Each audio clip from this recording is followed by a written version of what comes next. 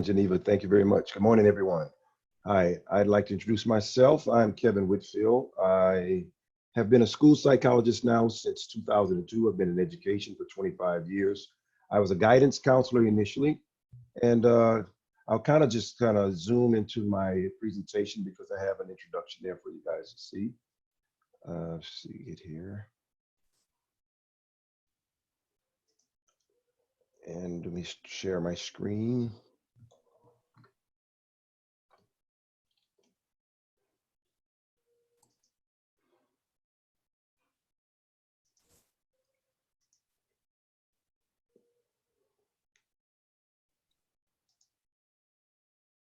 All right, here we go.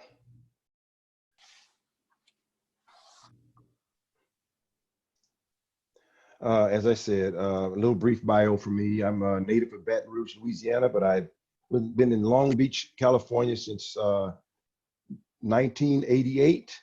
And as I said, I was a school psychologist, been a school psychologist for 19 years. I was an LA County probation officer for 17 years, a guidance counselor for 5, and I also did an MFT license for 2 years. I did not like the counseling forum so much, and decided that I wanted to be more proactive in helping kids.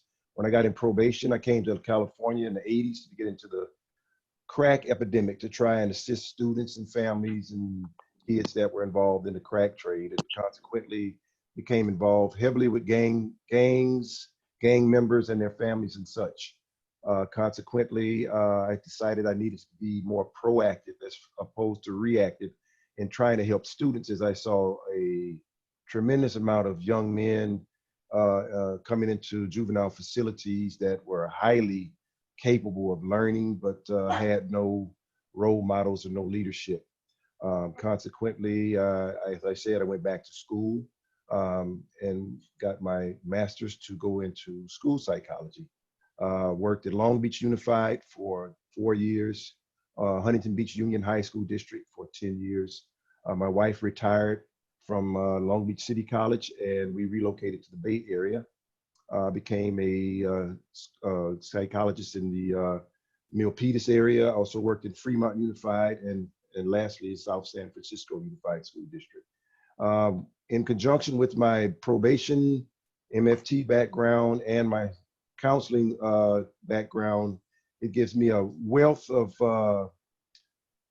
information to draw upon when working with students. So at some point, I acquired a very serious injury, was forced into retirement, and still had to abstain myself. So I was contacted by a online counseling agency, and I did remember this agency as when I was in Huntington Beach Union High School District. They reached out to us as we needed some additional psychological help. The director of special ed at that time got all of us together and we talked about it. And at that point, no one was very comfortable with online school psychology at that point. Lo and behold, I had an opportunity to become involved in it, and I did. And it was a very welcome situation, also a very needed situation. So with that said, I kind of want to move into a little bit more about my presentation. As you all know, with this COVID thing that has happened around the country, there's been a very much increased need for remote counseling online, remote psychological services online, and remote educational services provided online. I have put together a brief slide presentation to share with you guys regarding what's next steps in the counseling forum. There's been quite a few difficulties that people are facing now in doing the forum. So what is teletherapy, telepsych therapy, telemedicine? And I won't read all of this information to you. I'm going to peruse things. There's a form for you to type questions in at the bottom if you have something in the chat that you'd like to ask. But teletherapy is a way of delivering our services online, remotely. And if I may, the students actually love it. I was a little bit more challenged about it. As you see, I'm a little older than probably quite a few of you guys. I thought it would be very challenging to me, but we are very astute at using programming. We do a lot of typing reports. We have to embed certain information from our reports within those reports. We have to create charts and tables. So we're pretty good at that kind of stuff. Consequently, we have a lot of transferable skills that will help us also do the remote therapy. I also have put together some information regarding HIPAA laws, IDEA laws, because there are some ramifications to presenting remotely, and licensure things that must be intact prior to doing the form as well. Um, some things that are very important in doing. I like the Zoom forum. I've used Zoom forum to run IEP meetings. As long as the parent client is set up on Zoom, and quite a few times I have actually had to walk these parents through setting up different types of forums in order to facilitate the remote counseling. There are several different forums available, and there are some that are not sanctioned by HIPAA laws, and I'll get to that a little bit later in our presentation. But Zoom is very good, and one that I use primarily, and I know a lot of folks like to use Google Chats, and those two are very good, but sometimes the clients, the parents, and the families don't have access to these forums. Teletherapy professionalism is one of the bigger things that I wanted to address. As you can see, my background is not really conducive to when I'm working with a student or a client. It can be a little distracting. I know the Zoom app gives us different virtual backgrounds we can use, but some things that I want to talk about is, first of all, you have to build rapport with your client and the family, and make them feel comfortable with the teletherapy platform. It can be a little awkward at first, but once you get into it, it becomes so much more easy. Monitor how you look at the camera. A lot of times you find yourself looking at the screen and not looking at the camera, which is kind of important. I used to, when I first started counseling with kids, they would be, Mr. Whitfield, what are you looking at? And I'm like, I'm looking at you. Then no, you're not. So I had to learn how to facilitate social media forums. Students and kids are a lot better at it because this is all they pretty much do. Some of our younger psychologists who came into the forum at a later time than some of us did are also very astute at using social media platforms. So it shouldn't be as much of a struggle for you guys. I don't particularly suit up as they kind of suggest sometimes. You should be dressed as if you're going into the work environment, and you should maintain professionalism. Try to keep the dogs from barking. Close the door to your office space so that people can't hear televisions, or if you're at home, it's like right now, quite a few people are home with their kids and families because of the COVID situation. So you should try to have as professional and as private an environment, because we are still bound by confidentiality, as we all know. Ensure that they can hear. I like to use the headphones. A lot of folks don't, and they use the regular formats. But keep in mind that we are bound by confidentiality, and we should always keep that in mind when doing counseling or even testing a kid online. As I said earlier, your environment should be free from kids and pets.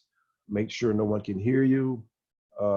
Dog barking and music. In fact, as an example, when I first started doing it at home, I forgot that my gardener comes every Wednesday, and I actually scheduled a session during the time the gardener came, and it was not a good, obviously not a good form for me or for my client. So consequently, I just want to make sure that you are aware of some of the things that can happen that you may not have experienced yet.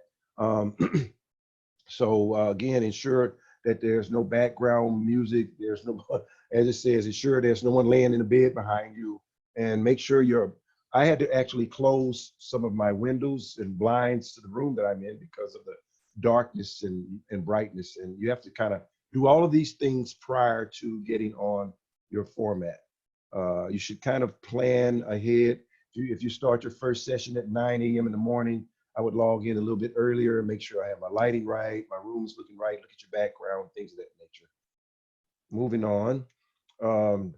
Another thing that's very important, in particular with the schools, is to make sure that you have logged in your hours very well, what you've done to substantiate. When I first started, when this first COVID situation first hit, initially the school district that I was working with asked that we just check in at the daily meetings, and that would be the way that they would log our time and we would be compensated. As this COVID situation evolved a little bit more, the district then told us that they created a daily log that they wanted us to complete on a continuum to make sure that we had could document what we had done for the substantiate what we had done for the day as far as billing purposes. So make sure you have a list of activities and goals. If you're using PowerPoints, there, of course, share your documents. There's also a wealth of online resources. Quite a few of the agencies, Pearson, Q Global, offered several school districts free services until this situation is resolved. For example, they offered the school district that I was working at free testing, free scoring, and just free access to the entire website at Q Global, which I thought was a very, very good thing to do. This is, like I said, a new experience for most of us. So, and the people that you're working with. So make sure you walk them through the session, let them know what it looks like based on how your agenda is lined up for that day. Before you start, do a brief check-in to assess how things are going with the client. We don't just delve, right? Just like we do on a regular day when you call a kid in for testing or you're questioning a parent. Be open to changes. Be very flexible, especially during these times. And you may have to reschedule with clients quite frequently because things may come up. The district may want to have a quick meeting. There could be an emergency that arises. So be open to being very flexible to making changes with your remote sessions. If your client has any challenges or barriers, communicate these to your case carrier. Stay in close contact with the teachers that you're working with on some of these triennials. There were some incidences where initially we were told K-8 not to do any more triennial evaluations on elementary age students because we could not facilitate the testing. Then they came back and shared with us that they preferred that we access SACE and other forums to get information, that we could do background, we could do previous information, previous testing. And if you and the case carrier and the parent agree that the student needs a continuum of services, that we could move forward. I wasn't very comfortable with that. In particular, because I feel like the testing is very important with elementary age students and it needs to be done. So you can actually access a lot of the HIPAA laws that I'm going to be sharing with you at the end that you can kind of look through. I have, I said, websites to IDEA because I want you to be very aware that we have some legal obligations and some legal ramifications in following this teletherapy format because it is something that is relatively new to us all.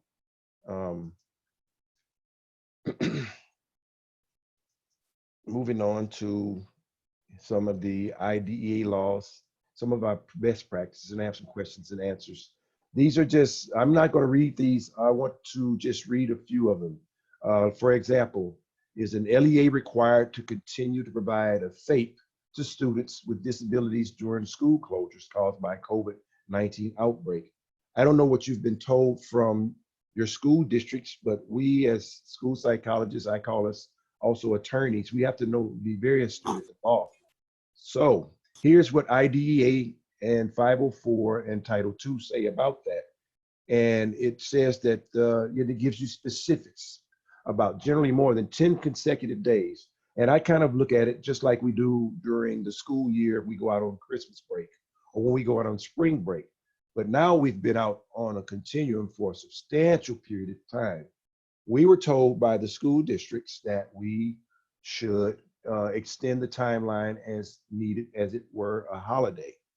And again, it varies from district to district what they're going to ask and tell you to do.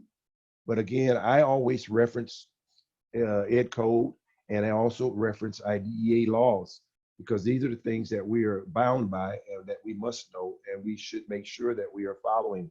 It's sometimes a dialogue as contractors, by all means, if there's a difficulty that you have with performing something for a school district, before you just blanketly say, well, that goes against HIPAA laws or IDEA or Section 504, first thing I would do would be contact the agency that we're working with, let them know, hey, there's a logistical problem here that we'd like to discuss.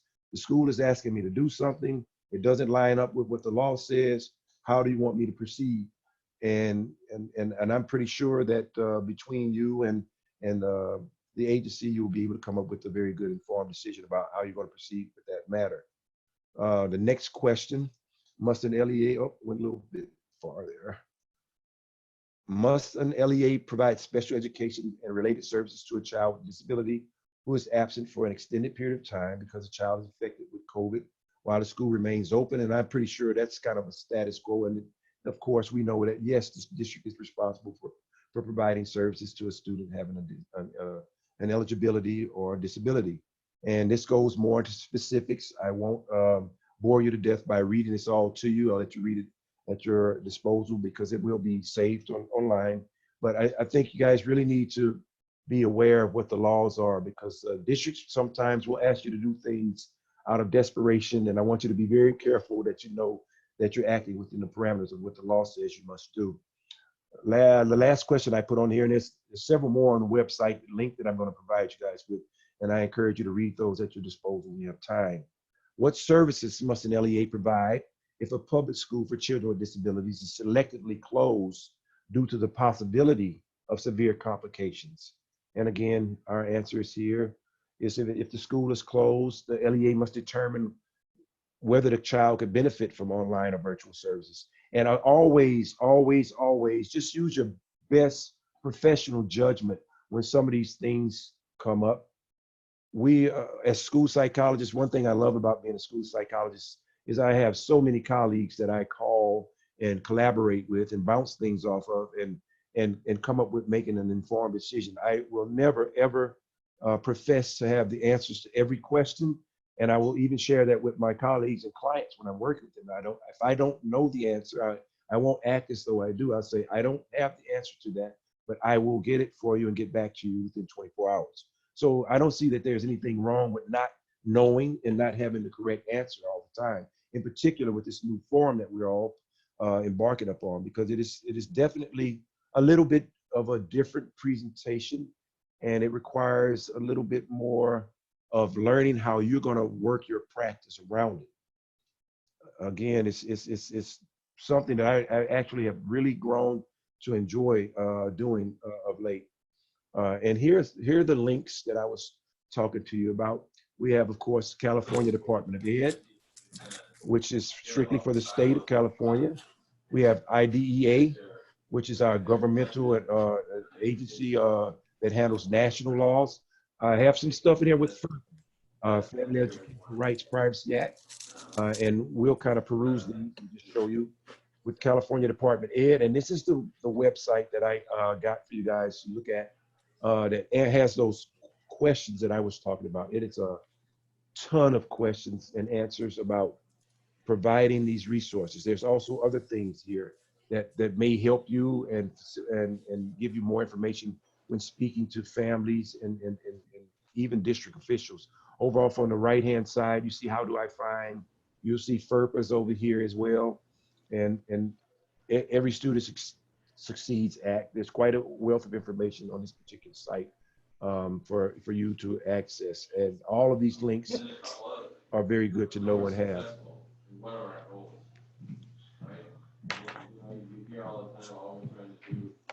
Rita, don't go in there. Okay, the next website I'd like to introduce you guys to is the one with IDEA.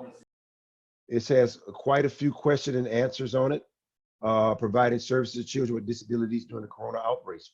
And this is a very good question and answer.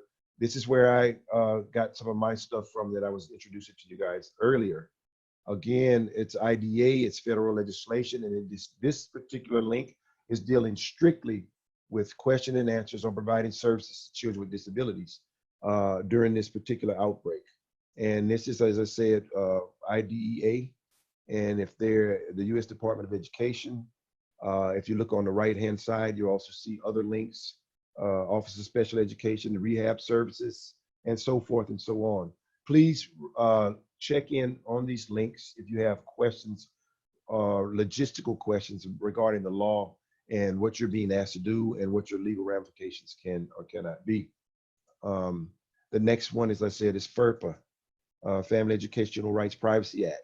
And this one again speaks to uh, records and how testing is handled, assessments and things of that nature, what our obligations are as far as handling assessments at home.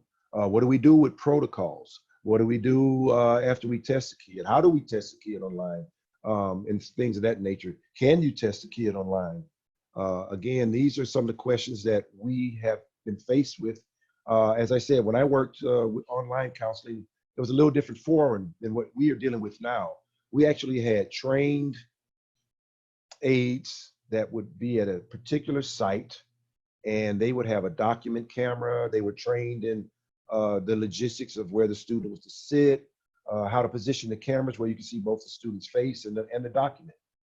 Since I'm working in a school district now and this sudden situation occurred, there's no training that occurred for, there's no training, there's no aid, there's no document camera. So the question was, how do we do testing with a kid that's not in front of me? And that is something that is still being looked at and worked out, particularly because now we have the social distancing rules in place and wearing masks and wearing gloves. So it's almost to a point now where we're not even going to be in front of a student and we can't have an aide there. So we're going to be having to rely heavily on our parents to help us if we feel comfortable. And as I mentioned earlier in our presentation, please, please, please rely heavily on your professional judgment and know the legalities of what you're doing and how it can impact you if you do something that doesn't line up. And as if you were to test the student in front of you and there was a lot of noise that distracted the student during the testing, you didn't feel comfortable with that testing that you administered, I would probably redo it and move to a more quiet environment to make sure that my results were reliable and consistent. But again, these are logistics that they are still trying to work out. And again, this is the link is above. You can access this link and you'll see the questions and answers regarding FERPA and your rights regarding testing materials, providing assessment, and how we can facilitate assessment during these times right now. Okay. ESEA is the Elementary Secondary Educational Act. It also has some specifics about a fact sheet that discuss the implications of assessment and accountability systems. So I encourage you to take a gander at this website as well. Read it, and check it out. It has questions and answers, and it gives us more information about how to effect assessments and our accountability under these assessments that we are actually giving. So I encourage you to read these. I didn't want to sit down and go verbatim, word for word, and go through this because we're all professionals and we all have some experience dealing with these agencies, and we all have to know the law. So again, please make sure you check that site out. And lastly, our good old mainstay, NASP, National Association for School Psychologists, also has a virtual service delivery options due to this COVID disruption. And as usual, over here on the right is the entire document. You can download the PDF and read it yourself. But again, it talks about some of the stuff that we're continuing to deal with. What are our obligations? What are our responsibilities? What are our legal ramifications? And I know you all know, in order for you to provide remote services, for example, you must be licensed in the state that you live, in addition to the state that you're working. For example, my residence now is in the Houston, Texas area. So in order for me to work remotely in California, not only do I have to be licensed in California, but I also have to be licensed in the state of Texas. So that can be a logistical issue for quite a few folks. In fact, I know a colleague that just encountered that recently. They were working on site at a school district. When the situation occurred, they had to leave and go back home to their residence. The school district wanted them to maintain their caseload via remote therapy, but the psychologist was not licensed in the state in which they lived. So consequently, they had to go through the licensure process, and it was about it took some time, and they're still waiting for licensure. So in turn, they are not able to practice at that district anymore. So with that said, I also had some information for you regarding some do's and don'ts. And these are just some observations that I made that I felt you guys could benefit from. Again, we talked about it earlier. Look into the camera and not into the client's eyes as I'm looking at the screen sometimes. This will get a patient impression of direct eye contact. Also, adjust your position before the encounter. Adjust your camera, adjust how far away from the camera you want to sit. Make sure your lighting, close your blinds, make sure your lighting in your room is correct. These things are really problematic if you're not paying attention to it and you don't address it earlier while you're in the midst of trying to do an evaluation, or you're in the middle of interviewing a parent, and they say, I can't hear you, I can't see you. And it just kind of throws things out of whack. And as it being a new form, you want to kind of have things more streamlined so you don't have anything that takes you out of your agenda for the moment. Avoid looking away from the camera, and be sure to give ample time for your client to hear your questions or statements, and be sure to give ample time for their reply. That was one thing that I really struggled with initially, was trying to make sure that the student could hear me. Oftentimes I had to slow down. I have a bit of a lisp on occasion, and sometimes they weren't able to. I had to adjust the volume on the speakers so that I could hear. Also, I had to talk them through how to adjust the audio, video on their camera so that they were able to see and talk back with me. So these are kind of the nuts and bolts of the online counseling and therapy forum. Again, if you didn't get these websites, Geneva, I think it's going to have these up for you so that you can access them at a later time. With that said, are there any definitive questions about anything right now, please?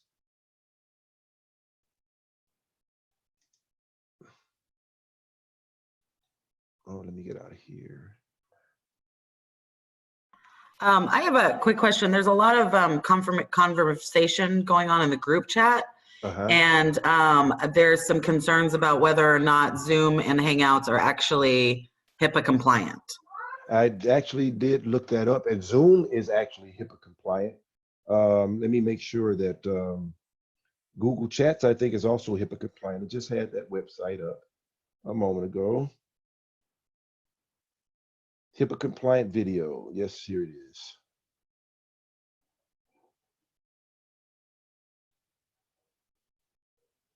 Zoom and Google are actually on the list. There are several that are. They said TikTok is not. Let me get this back up again. But I do know that Zoom is an accepted HIPAA practice, as is Google Chats, man. Did anybody else have any questions regarding that?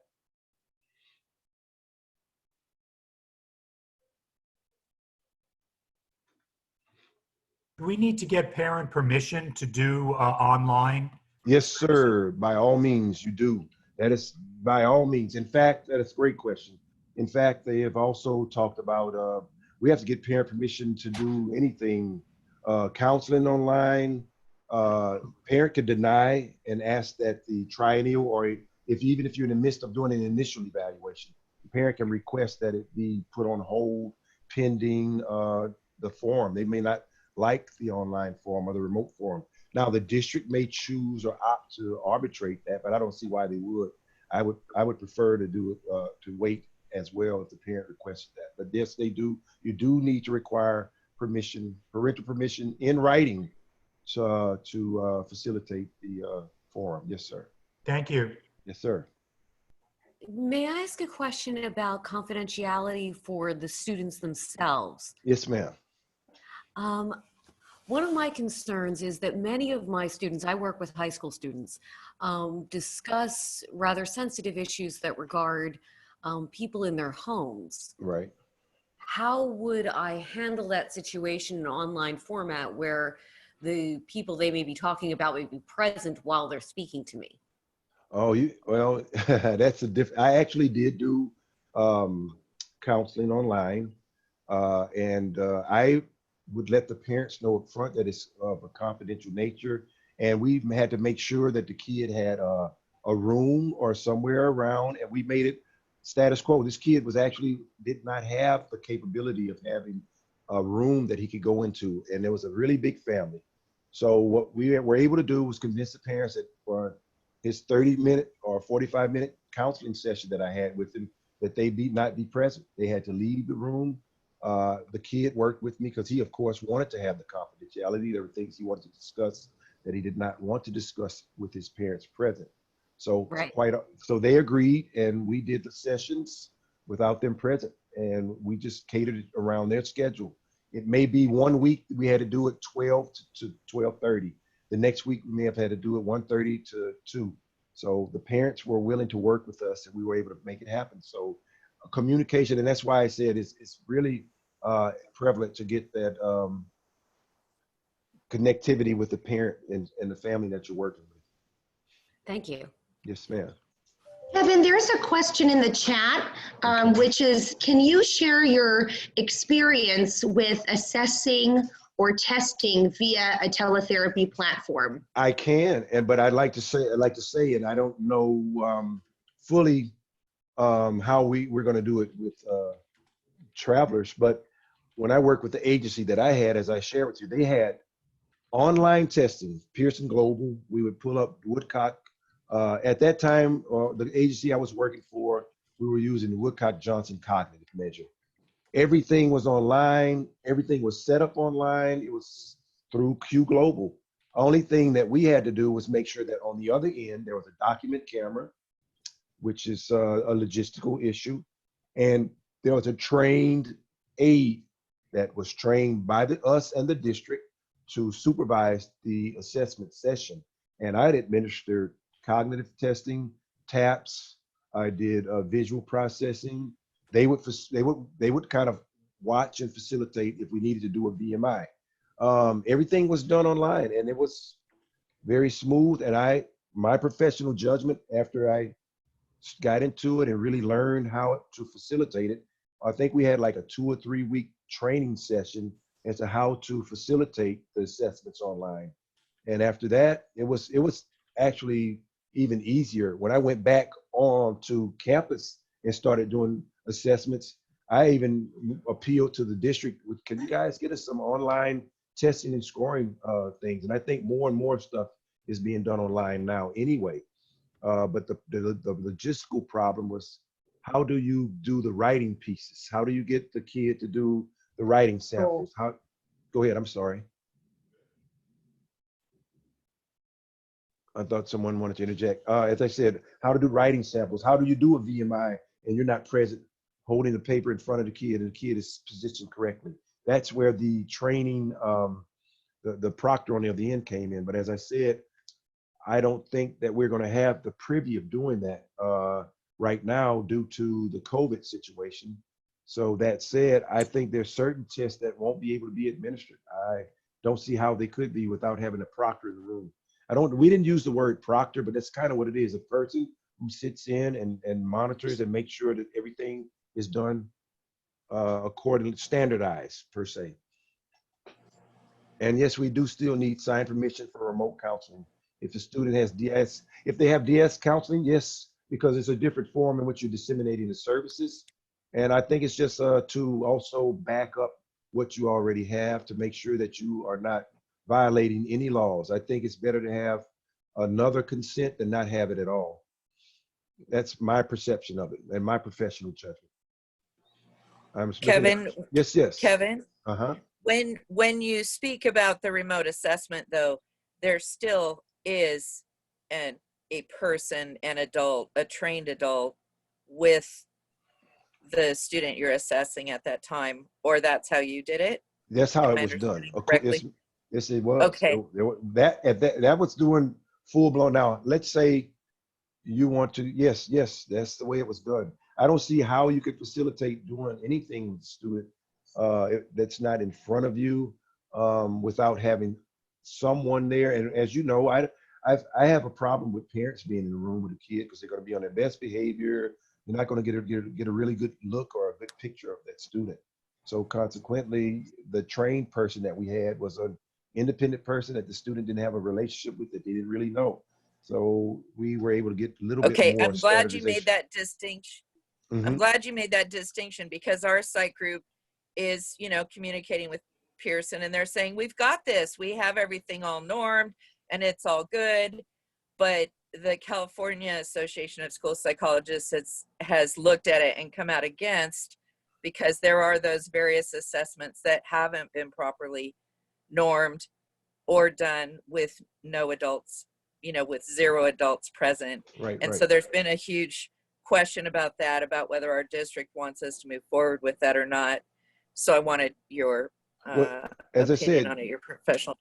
yes, I use my, and as I said, it's my license per se. I don't want to say that, and I don't want to lose it. And I want to make sure that I have done not only status quo by the client that I'm working with, but by myself.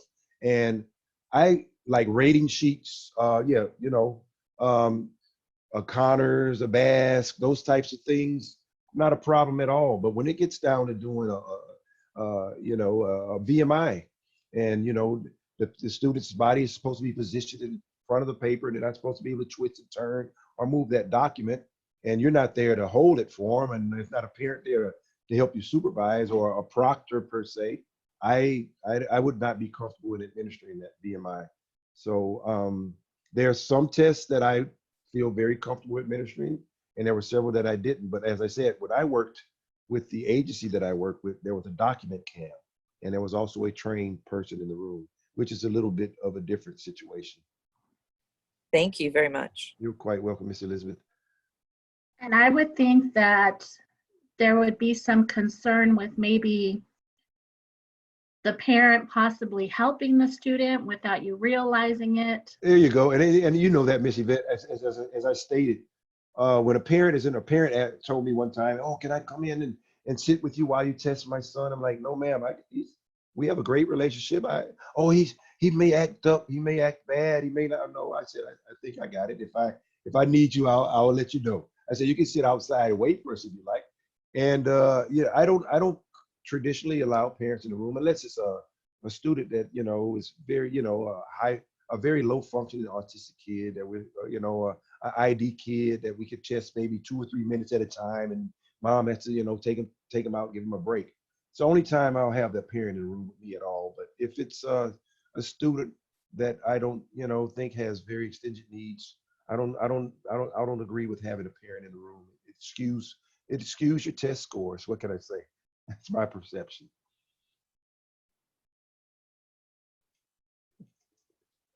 Did anybody else have any questions? Yes, sir. How you doing, Mr. Whitfield? Hello, Mr. Guillen.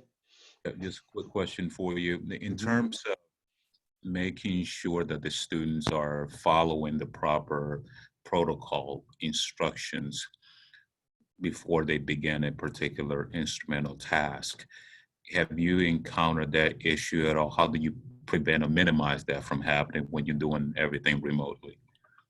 That's a good question, Mr. Guillen. And I'll say again, it was a lot easier when you have that trained proctor in the room.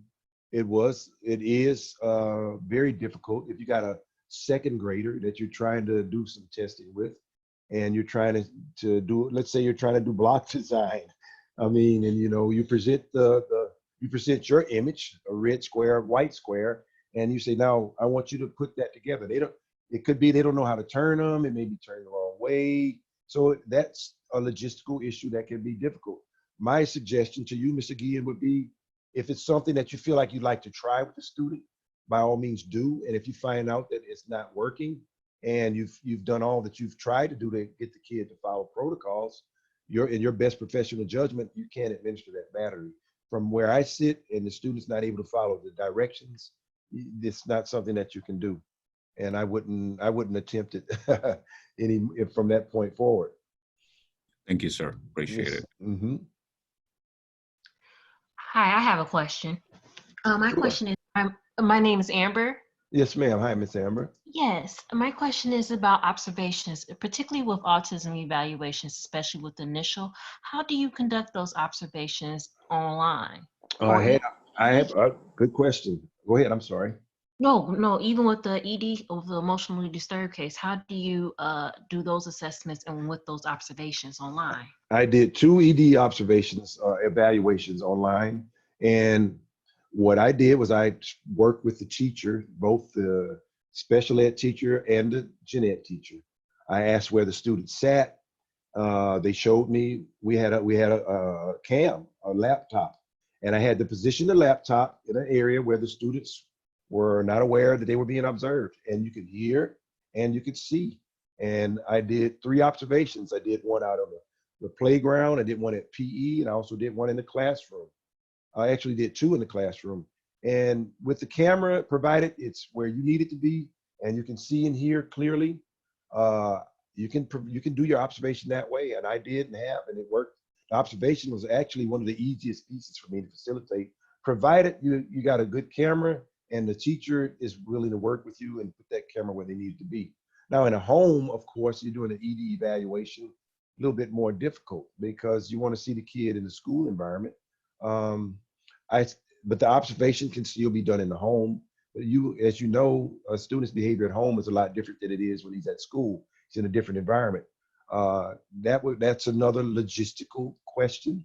And as I said, I would have the observation, and if I felt like it wasn't a good representation of what I was looking for in my best professional judgment, I would do my write-up and say what some of the observations were.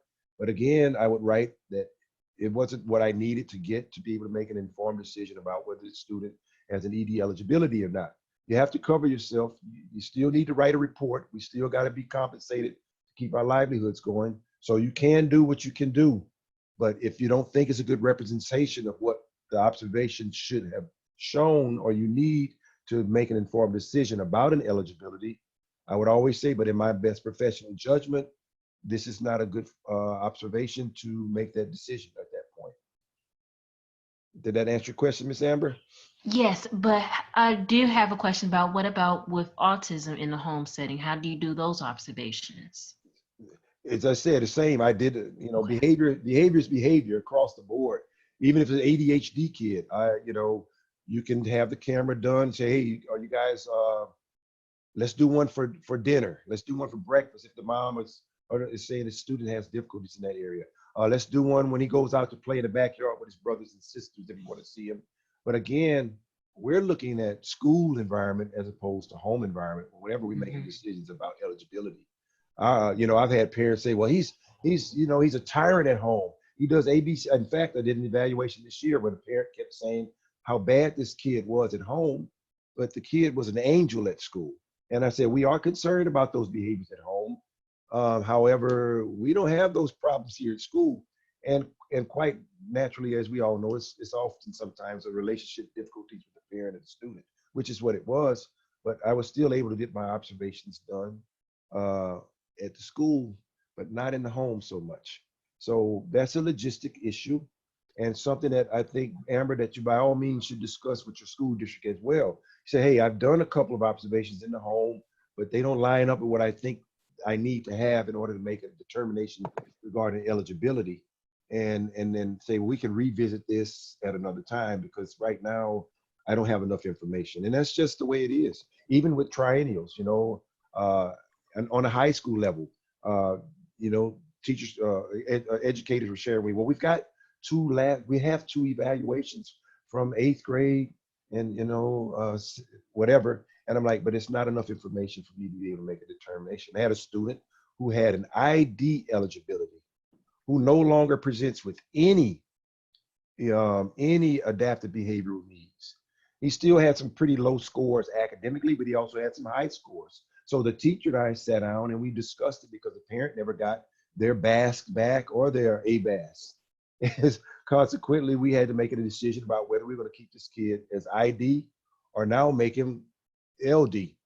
So we made him learning disabled because he no longer presents with any adaptive behavior issues. And, but he still needs to be in a special day class. So eligibility doesn't drive placement. So we're a need-based, we're not looking at the eligibility. We place a kid based on what the needs are. And back to your original question about observations and autism and ED, we're looking at how this kid performs in the educational environment is always our biggest concern. But now his educational environment, Amber, is his home. So we have to at least give it a shot to see if we can get that observation done. And as I said, if you coordinate with the parent and you're able to get them with a laptop or webcam in an area where you can do those observations or attempt to do those observations, and then you can make an informed decision or a professional judgment as to whether or not you have enough data to be able to continue that eligibility, make that eligibility or not. Thank you. Appreciate it. Okay, thank you for your question. I have a question. Yes, ma'am, Miss Louder. Yes. I have two kids that needed their DD evaluations done this year. And in the state of Kansas, we have until they're 9 years, 11 months, 30 days old before they get taken off DD. Right. And both of these girls are low functioning, but not low functioning enough to be considered adaptive. And so we're going to try to do their DD assessment remotely, but their Wi-Fi is off of a cell phone hotspot. Oh, wow. Yes.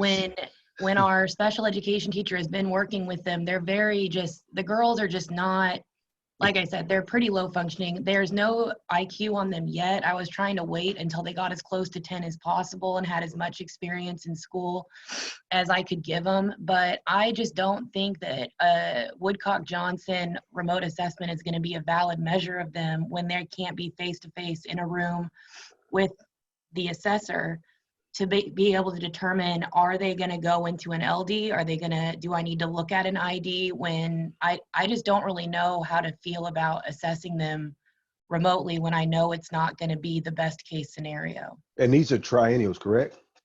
Well, yeah, technically a triennial, but more so to get them off that DD label before they turn 10. Okay, so it's a re-eval. Okay. Yeah. And how much data have you collected any data? We have a lot of academic data, but we were going to use this evaluation as a way to substantiate switching them really from focusing on academics to looking at life skills and looking at teaching them, about time and money and cooking and going to the store, like looking more at life skills in the interrelated setting than focusing on trying to teach them math and reading when we've been trying to do that since they've came to us, and it's really not sticking. I actually worked in Kansas and remotely, and yeah, they do have some difficulties with Wi-Fi out there for some reason. Yes, we do. if you're unable to get your the proper testing done, now the adaptive behavior could be a rating scale from the parents and observations. Have you gotten those from them? No, because we didn't get consent. Like I sent consent 2 or 3 weeks before we got shut down, and then we just got a hold of parents like yesterday, and they said that they would sign consent and send the pictures to us that they signed it. But I wasn't able to send anything home to them because they hadn't signed consent yet. Well, if that adaptive behavior ratings from the teacher and the parents is still coming in very low, and you got your academic data, you said you're not able to get a really good cognitive score, but you have cognitive scores previously. Is that correct?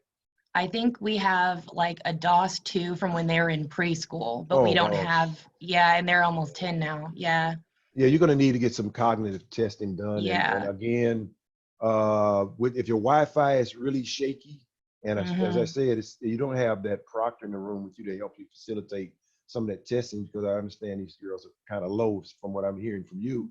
Right. That might be one that I may not put off and wait. They are receiving services currently, right?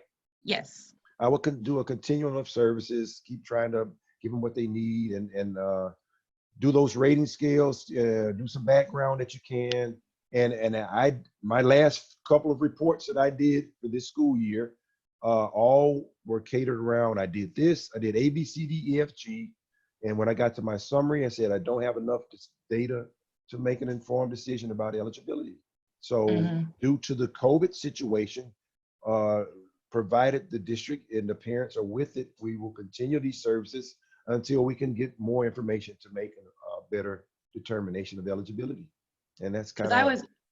I was Go ahead. planning on just going with what we have and then trying to test them as soon as we get back in school face to face and get that actual IQ score on them so we can make a more valid determination of where they're at.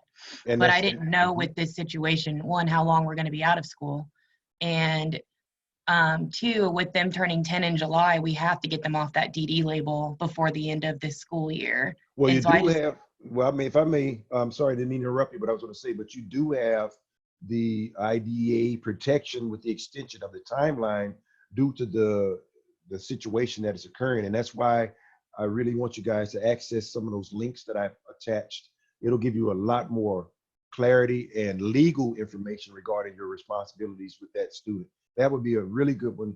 That IDEA, the IDEA website that I have will address that question. Okay. Yes, ma'am. So check it out, Ms. Louder, when you have an opportunity. Thank you so much. No problem. Appreciate the question. Is it okay if I ask a question? Yes, I'm waiting. Jump in.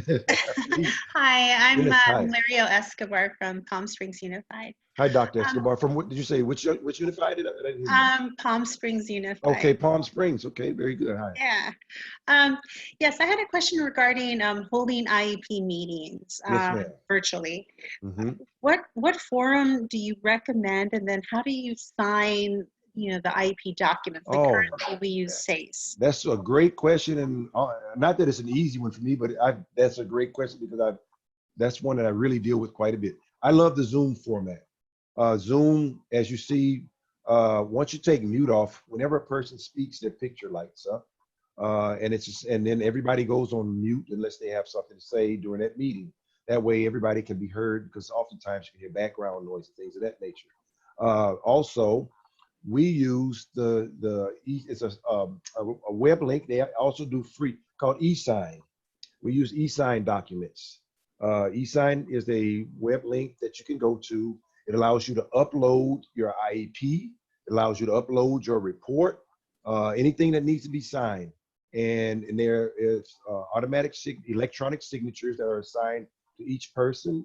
And you will send them that eSign document, and they will sign off on it and send it back to you. It's a very, very easy form. Very easy form. It's called And then parents can access that as well, or Yes, ma'am. if they In have fact, an email, right? if they have an email and let's say you want them to sign an assessment plan, you can send them that assessment plan via email through that eSign document. They would log in and create a little account. It's very, you may have to walk them through and talk them through it. You may have to walk them through it, talk them through it, say, I'm going to send you this link. Click on it while you're on the phone, or you could even be on the Zoom app chatting, talking them through it, and show them how to sign in, how to log in. And then you say, now I'm going to send you an email. It's going to have the assessment plan. And when you get it, give me a call or email me so I can get back and we can do this together. Make sure that they get it right first time or two. And that way, when you finish your evaluation and you got your IEP document that they need to sign off on, that they agree or no, and so forth and so on, your behavior plan or whatever else you have to, you can send it all by eSign, and that is acceptable and legal. Yes, ma'am. Perfect. All right. Well, thank you so much. I appreciate Thank that. you for your question. Thank you very much for your question. I'm looking in the chat. There are now no privacy concerns with eSign that I have seen.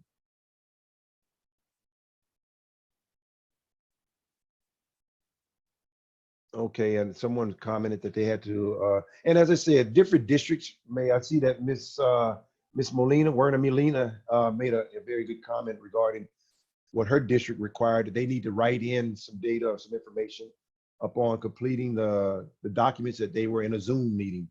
Every district is going to have something different that they ask you guys to do to meet their requirements, but just know our largest and biggest driving force is IDEA. And if it doesn't line up with IDEA, again, I would check in with Geneva, call therapy, my agency, and check in with them and say, hey, the school district is asking me to do this. I looked at the HIPAA laws, I looked at IDEA laws, I looked at whatever, and it says that we're supposed to be doing this. How are we going to handle that? So I would let my agency be the naysayer if I needed one. But please, please, please just make sure that you are following IDEA legislation when you deal with these school districts, because they will ask you to do things sometimes that don't line up. Just be careful.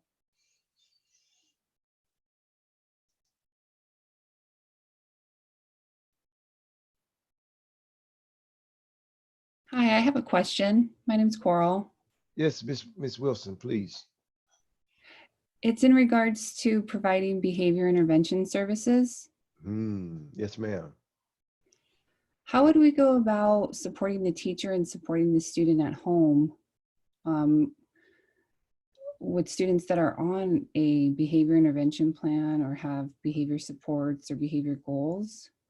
Traditionally, and that's a great question. My son is a BCBA, and he has been also impacted by the COVID situation. He and his wife both are BCBAs, and they are providing all of their behavior services online now. And it's kind of almost traditionally like being there as a behaviorist is a little bit different. They actually go into these homes and work with the father or mother, siblings on how to interact with this kid that's having these behavioral issues. Number two, Coral, I want to say, traditionally our behavior plans are written to address behaviors that the kid is having at school. Now, based on what we've read earlier today, now that the home is the school environment, we may have to address what the new behaviors at home are. Is the kid presenting some of these same behaviors?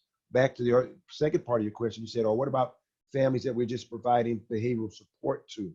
Again, that's kind of quasi a counseling session online with the student, with the parent. I don't know if you need to have the parent there. If you do, again, there's confidentiality involved. Someone asked about DS counseling services earlier.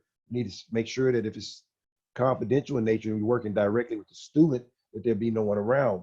But if you're working with the parent and trying to help them learn to deal with the student's behavior, then you're going to have a joint session. So it's basically going to be a quote unquote talk therapy session that you're going to be doing, because you can't be there to really enact or facilitate how to block or how to, stop a fecal smear or anything of that nature. Again, the biggest piece of that to me is identifying what the new behaviors may be at home with remote learning. Because I've read so many articles lately about people saying that parents don't show up on time for their meetings. The kid hasn't checked in yet for his therapy session. Just a wealth of situations that teachers and psychologists are dealing with because they're not getting the follow through and feedback from the parents and the families as they should. And this is where that log comes in. Make sure you're documenting your sessions. Make sure if kids are not available. And if you have logistical questions about how do you facilitate those services, by all means, this is where you can call in on the teacher. I lean heavily on my case carriers when I'm dealing with a behavioral kid, because I need to know, are they following the behavior plan? Is it working? If it's not, what do we need to tweak? But again, when you're doing it online and this kid is at home and not in the classroom or around campus, I'm pretty sure you're going to have some different behaviors that you need to address. So first of all, you may need to go back to your behavior plan with the parent and say, is he presenting A, B, C, D, E, F, G that's on the behavior plan? No, since he's been home, everything has been fine. So it may be that you don't have to involve yourself as much and it's just a check-in. So it all depends, Ms. Coral, on exactly what your behavior plan is stressing that you do and what is going on in the home. Did I answer your question? Yes, very thoroughly. Thank you. I appreciate that. All right. Thank you very much. Any other questions, please?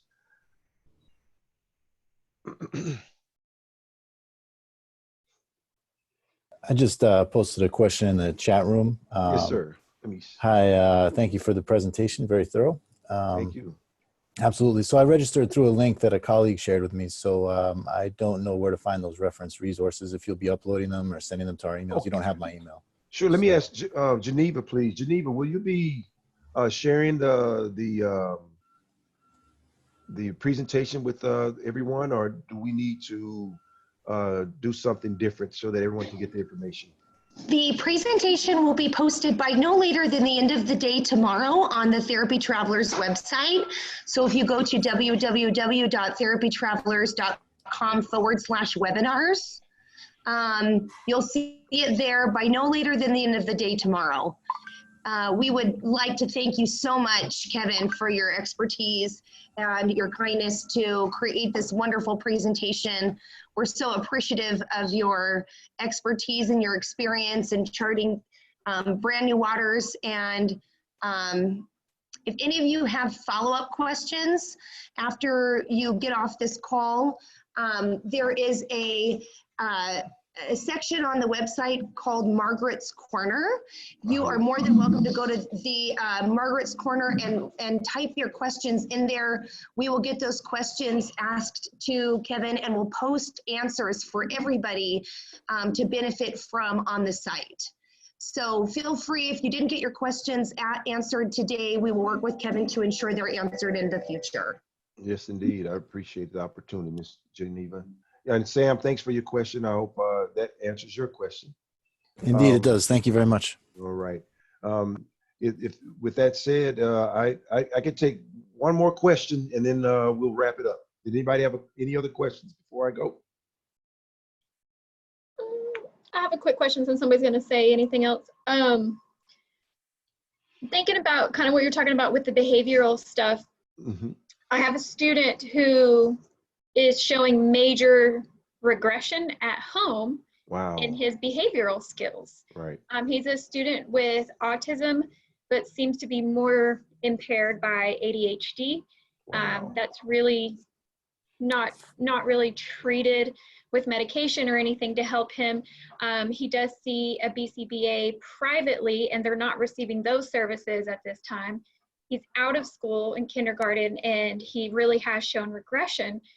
So my thoughts on that is it the school's responsibility now to offer like in-home parent training, because we typically do if we're showing those signs of regression for our What kiddos state? with autism? Texas. Oh, you're in Texas. Oh my goodness. Texas is so different with laws. I live in Texas. I worked in Tomball, and actually I was offered a job in Katy. As you know, Texas, all you work with is ED and autism, and the laws are so different here when regarding that. Yes and no. The school is kind of quasi responsible for that, but also they would probably try and dump on you and say, well, if they're getting these state services, are they eligible for state services? Can they get, like in California, we have what's called regional occupational program. And if a parent is this a lower socioeconomic family? May I ask, please? No, not necessarily. Okay, so the reason I ask is because if they're not lower socioeconomic, they won't qualify for any state services. So they're going to have to rely heavily on private services, which you say they're not getting. Is it because of the COVID situation that they are not coming into the home now? Yes, and I asked the parent. I said, are they not doing Zoom video conference, right. Because it seems like everybody else, we're all doing it. We're all figuring it out whether we like it or not. And I would assume the BCBAs would be doing that. And maybe just locally, they haven't been able to get that started. I was actually going to call their clinic and ask if they would. If you have consent to communicate, I would reach out to the clinic, and I would try to help the parents facilitate getting that kid some needed services in the home, because that's the route that is particular in Texas that you're probably going to have to take. Because they're not going to get this eligibility for state services. We don't want to see the kid go just totally lose all of the skills they've ascertained over the last few months, because you say they're in heavy regression. I would definitively get consent from the parents first. Make sure you have consent to communicate, and call them up and say, hey, because my son, as I said, is a BCBA, and he and his wife are both providing those BCBA services via teletherapy. So I don't see, maybe you could find who is doing it and point them in that direction. But yes, I don't think this, maybe not someone local. Yeah, the district doesn't have they do have a responsibility to try and abstain, but if you're doing all you can do, do you guys have behaviorists at your school that works with this kid, or are you the behaviorist? We're the behaviorists as That's well. what I thought. So yes, And of course, in Texas, they're like, BCBAs are not allowed in schools. You know, it's a big fight here. Right. We're going to have an IEP meeting coming up next week to where we can address this. And I was just going to handle it with, you know, it wouldn't be like a formal in-home training, you know, whole evaluation in that way, but we are going to document in the IEP that we're going to provide, you know, virtual individual sessions to try to help the parent focus on that, and maybe put in some more goals specifically for during this time behaviorally that he's already mastered, but now he's not, you know, utilizing and doing the right things at home. Well, that's a great plan, and I encourage you, like I said, to follow up with the family, see if you can get him some private BCBA services via tele, and to cover yourself, just continue to do your DIS piece. Is it monthly? How often are you doing DIS services with the kid? Or are you doing DIS services? I don't know what that stands for. Well, DIS is it's in California, it's called Designated Instructional Services. It's technically where you write into the IEP that he will be seeing you for behavioral counseling 30 minutes one time a month, 30 minutes a week, you know, whatever. So I would definitively make sure that you write somewhere that you are trying to provide some type of behavioral counseling for the student and family, just as a means to an end right now, and to help provide services for the family. You know, that's what we're about. We just want to help our kids, like, you know, so I think it's a good plan. At school, he had gotten to a point where he didn't have any direct behavioral support. Everything was built into the classroom, and it was more on a consult basis with the teacher. It's like, okay, we're checking in, you know, we may have a little behavior intervention plan we're running, and I would come in and consult with her and help her tweak that plan, and she would run some things, and he wasn't needing that level of support. So that's what I'm saying with the regression. It's like, you know, now we have to turn that back on. And I think it's a great plan. And yeah, well, you have a very good plan. You guys are having an IEP meeting, and also just get some feedback from them as to what they expect, what their expectations of you are during this time, and you can kind of let them know what your capabilities and your limitations are. And it's a good time to this is a really good time for everybody. I hate to use the adage, to keep it real with the families that we're working with, because they are our clients. I call my students my clients, and I treat them as such. This is my practice, and I want them to, you know, get a very good experience, and I also want to help as much as I can. So I think that's a great plan, Ms. Flora. Just keep on doing what you're doing, because I know it's difficult in Texas because you don't have a lot of the resources that they do in other states to make things happen for kids that have those type of needs. So my hat's off to you. Thank you. You're welcome. All right. I think we're going to wrap it up now, Ms. Geneva. I want to thank you all for taking the time out to hear my presentation. There's so much stuff that I could go over. I would really appreciate you guys writing up some questions and submitting them so that I could get back to you and give you some answers to the best of my ability. And as I shared with you guys earlier, if I don't have the answer, I will find it for you. So please, please, please just reach out. Any questions that you may have, place them on the website, and I'll answer them up and get them back to you as soon as possible. I'm actually got a little downtime now, and this is something I really like doing, and I can assure you that I'll get those questions answered as soon as possible. Thank you so much, Kevin. Thank you so much, Kevin. Oh, thank you guys for taking the time out. I appreciate it. You guys have a wonderful day. Take care. Bye-bye. Thank you. Bye. Thank you. Bye-bye. Thank you, guys.